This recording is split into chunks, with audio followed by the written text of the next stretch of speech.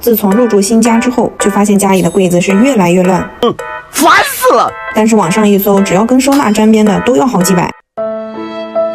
算了，我还是找一找平替吧。Later， 我搜猪肉架子的时候，找了个几十的铁艺网篮，加上工业滑轨，就得到了一个平替板拉篮。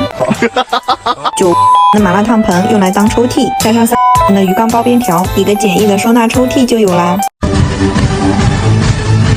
接下来说一下具体做法吧。先在滑轨的背面沾上纳米胶，然后把滑轨抽出来。注意这里有一个卡扣，往左掰一下就能把这个滑轨取出来。然后我们把塑料扎带先穿进去，注意穿的时候一定要磨的这一面朝里，这个扣子是向下的。3个孔都穿完之后，再把滑轨装回去，然后再穿过篮子，把篮子和滑轨一起固定好，这样拉篮的部分就完成了。然后我们做一下收纳抽屉，我们先按照麻辣烫盆的尺寸，把鱼缸包边条裁剪一下，裁成这样的2条包边条，然后把包边条的正面贴上纳米胶，注意这里是正面哦，这样收纳盒的部分也完成了。接下来就是把抽屉和拉篮贴到柜子里就可以了，这样平替板的柜子收纳就做好啦。上层柜子我做了一个拉篮，下层柜子高度稍微高一点，所以我做了一个拉篮和一个抽屉。但是这样直接放瓶瓶罐罐的话，一拉就会倒，所以我又用魔术贴做了这样的分层，可以根据自己想要摆放的东西来调整尺寸，而且因为没有打结，拆卸挪动都很方便，这样拉出来就完全不用担心瓶子会倒啦。简易的收纳盒也很方便，而且推进去还很隐形，这样收纳完真的干净好多。